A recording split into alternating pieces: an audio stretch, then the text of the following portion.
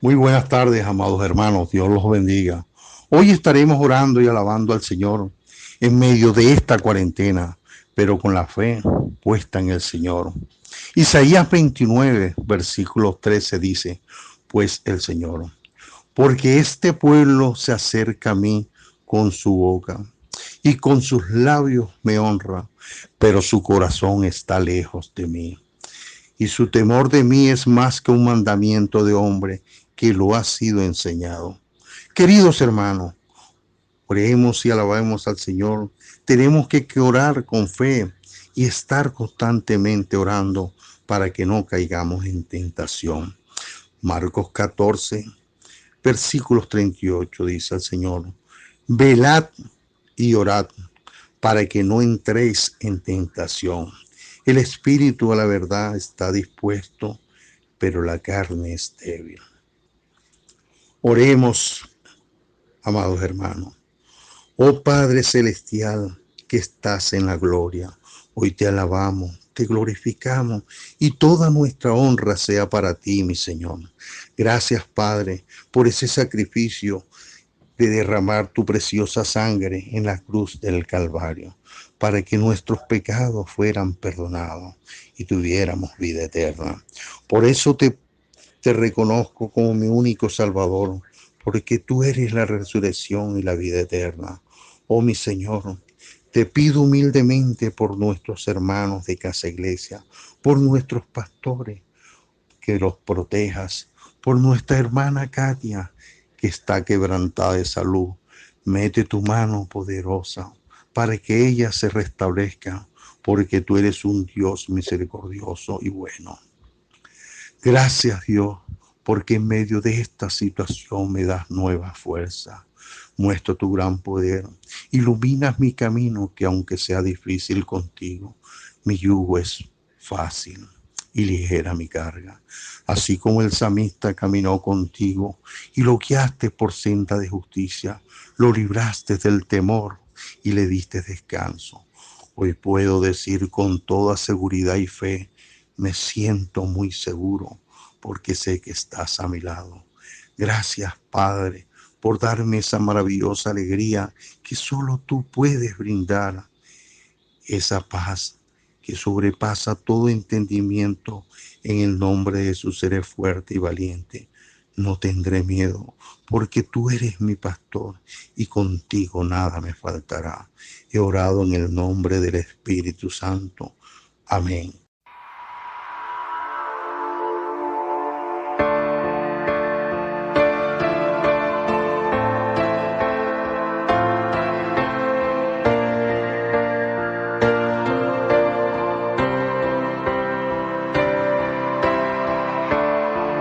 Sé que muchas veces te has sentido solo, y que te han faltado fuerzas para luchar. Pero recuerda, Dios está contigo. ¿Por qué te abates, alma mía?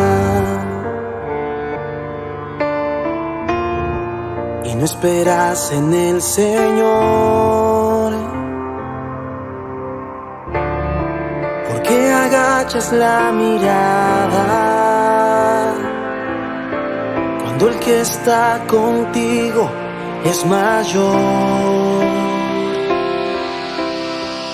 Alzaré mis ojos a los montes,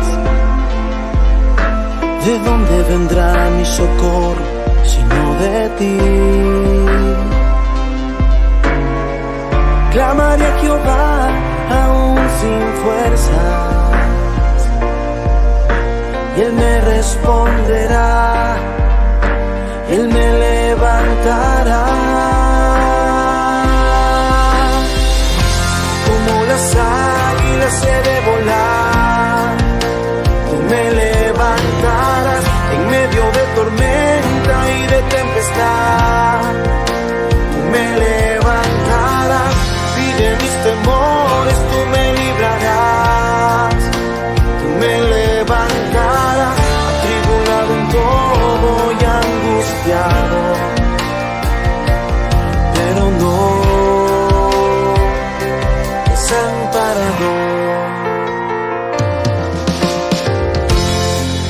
que te abates, alma mía, y no esperas en el Señor, porque agachas la mirada cuando el que está contigo es mayor. Alzaré mis ojos a los montes, ¿de dónde vendrá mi socorro sino de ti? Clamaré a Jehová aún sin fuerzas, y Él me responderá, Él me levantará.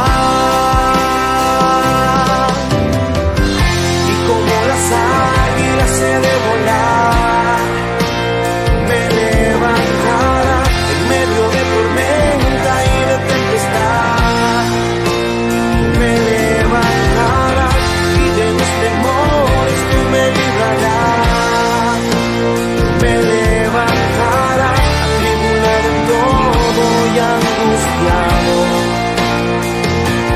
pero no desamparado.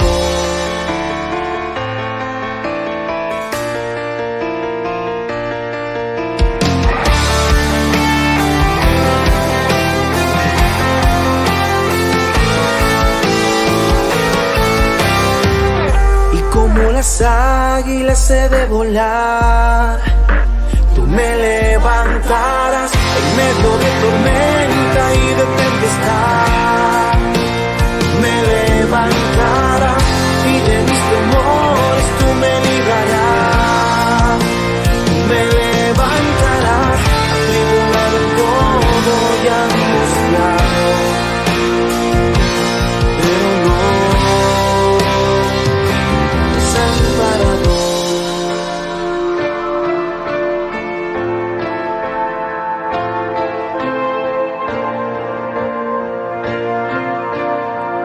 Pues tú me levantarás, Señor.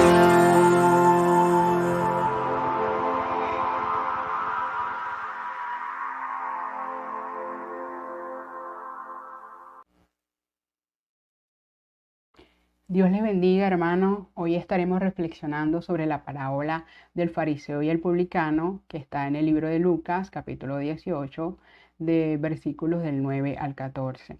En los versículos anteriores tenemos la parábola de la viuda y el juez injusto, en la cual aprendemos la necesidad de orar siempre sin desmayar. En esta, el Señor nos enseña la actitud correcta del corazón con la cual debemos venir delante de Dios, porque si aún entre los hombres hay una manera de acercarse, cuanto más cuando nos acercamos a Dios.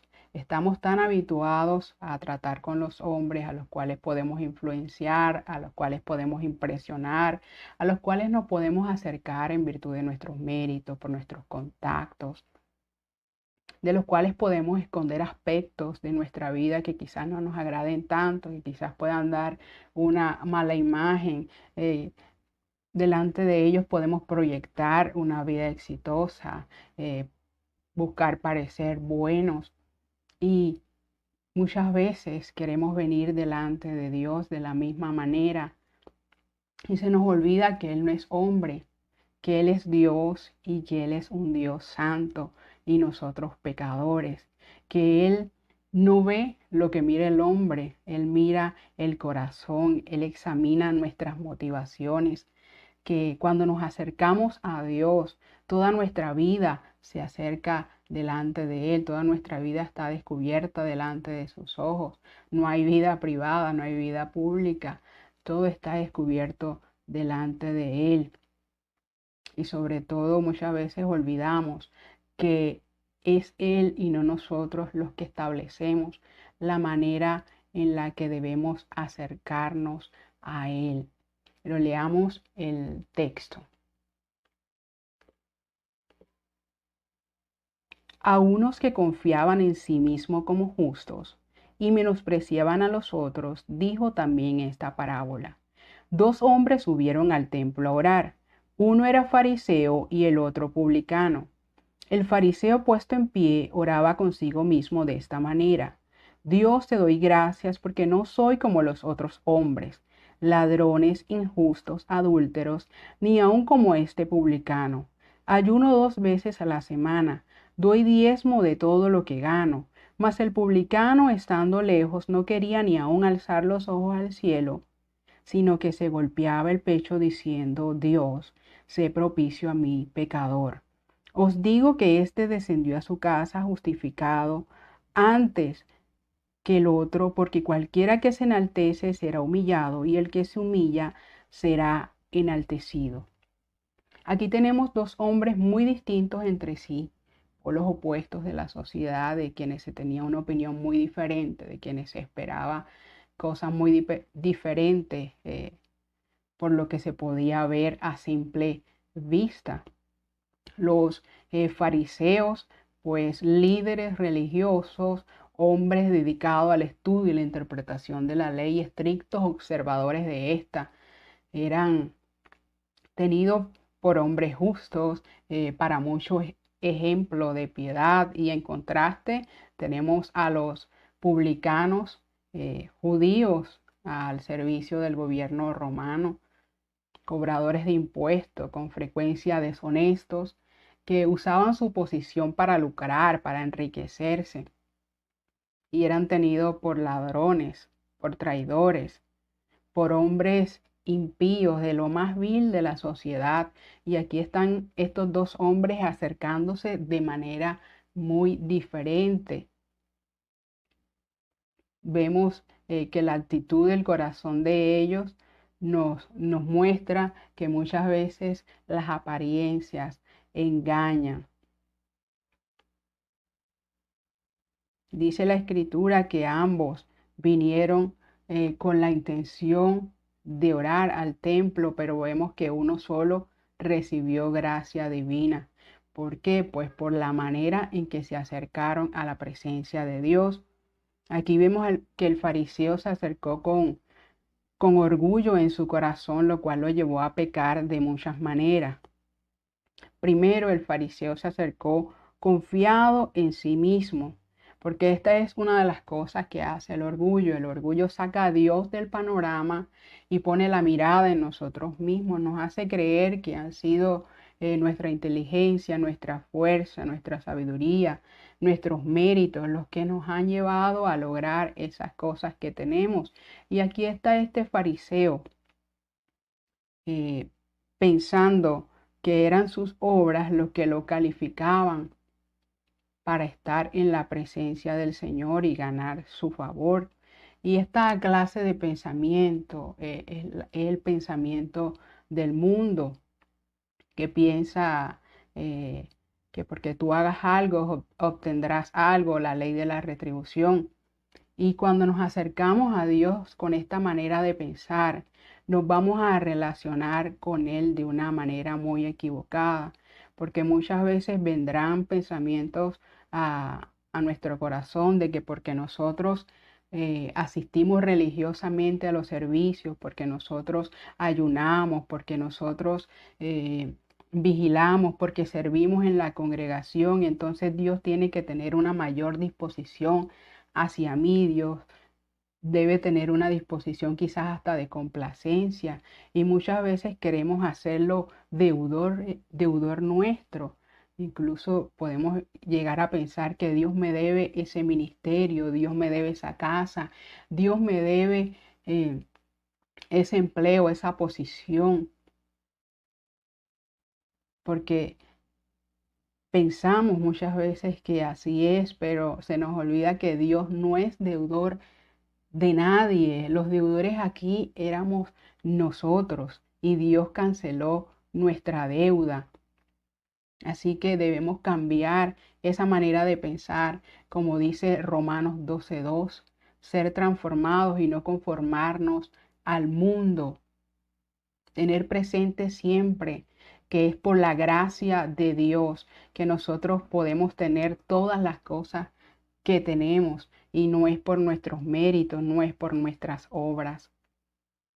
Segundo, el fariseo se acercó con una actitud altiva. Otra de las cosas que hace el orgullo es que nos lleva a tener una imagen inflada de nosotros mismos, una imagen distorsionada. Nos hace creernos mejor de lo que realmente somos y nos lleva a hacer juicio sobre los demás y menospreciarle. Vemos que este publicano se creía más importante, más digno que el fariseo. Él pensaba que este publicano no podía alcanzar quizás la religiosidad o los méritos que él tenía. E incluso llegaba a pensar que él era la medida por la cual los demás debían medirse, porque el orgullo, como exalta las virtudes propias y nos esconde nuestros pecados y nuestros defectos, nos lleva a compararnos con aquellos que nosotros pensamos que tienen más defectos que nosotros. Por eso llegamos muchas veces a decir, bueno, yo tengo mis faltas, pero no como las de Juan, no como las de Pedro. Hace muchos años, estando en un servicio, le dije al Señor, tuve el atrevimiento de decirle sobre una persona que estaba en el púlpito, le dije, Señor, ¿por qué tú permites que él esté allí ministrando en su condición? Porque conocía sobre alguna falta de esta persona. Y el Señor me dijo, tú también estás aquí. Y en esa manera tan extraordinaria que tiene el Señor de comunicarnos las cosas, con esas palabras me hizo entender que era la gracia de Dios que lo tenía a él ahí y que era la gracia de Dios que me tenía a mí también ahí, que no eran nuestros méritos, que era Él, era su gracia la que nos mantenía en su presencia. Y eso bastó, eso me hizo entender. Y el hombre, hermano, tenemos que entender que el hombre siempre tendrá faltas. Mientras estemos aquí en esta tierra, no va a haber hombre perfecto. ¿Queremos compararnos con alguien? Pues comparémonos con Cristo, porque Él es la medida que nosotros debemos alcanzar. Examinemos qué tan parecido es nuestro carácter al del Señor. Porque cuando hagamos esto, nuestro ego se va a desinflar. Porque cuando miremos la justicia y las perfecciones del Señor, nuestra maldad va a salir a la luz. Por eso dice la Escritura que cuando la luz de este mundo, cuando Cristo vino, muchos no se acercaron a Él porque sus obras eran malas y no se acercaron para que sus obras no fueran puestas de manifiesto y no fueran reprendidas. Por eso es exactamente lo que debemos hacer, acercarnos a la luz para que la luz exponga lo que está allí en nuestro corazón, que no está conforme a la voluntad del Señor. Tercero, el fariseo tenía una actitud jactanciosa. Aquí está este fariseo con su monólogo, exhibiendo delante de Dios todo lo que él pensaba era su rectitud moral, toda su vida religiosa tan buena, gloriándose y alabándose a sí mismo por sus obras. Su oración estaba plagada de yo no soy como los demás hombres, yo diezmo, yo ayuno. Y este fariseo tenía el foco puesto en sí mismo. Este fariseo era el protagonista, la figura principal del panorama. Y debemos tener cuidado cuando esto empieza a suceder, cuando nosotros empezamos a sobresalir más que el Señor, cuando las cosas empiezan a girar en torno nuestro, cuando los reflectores están sobre nosotros, cuando las personas nos miran a nosotros, cuando alaban nuestros dones, nuestros talentos. Siempre debemos recordar y recordarle a las personas que el foco debe estar sobre el Señor. Nosotros debemos estar detrás de la cortina, detrás del escenario, y el Señor es el que debe estar allí adelante, siendo observado, recibiendo los aplausos, que cuando las personas nos miren en los diferentes aspectos que nos desenvolvemos, cuando miren nuestros logros, ellos puedan saber que no hemos sido nosotros, que ha sido el Señor el que en su gracia nos ha llevado a conseguir esas cosas que tenemos, que ha sido el Señor el que nos ha dado esos dones, esa inteligencia, esa sabiduría, que ha sido el Señor si he hecho buenas obras, como dice la Escritura, que Él es el que inclina nuestro corazón.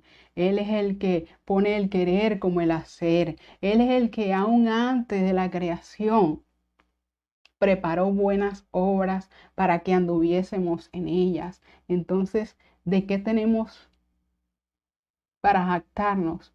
De ninguna cosa, porque todo lo hemos recibido de su mano. Nada ha sido por nuestra propia cuenta.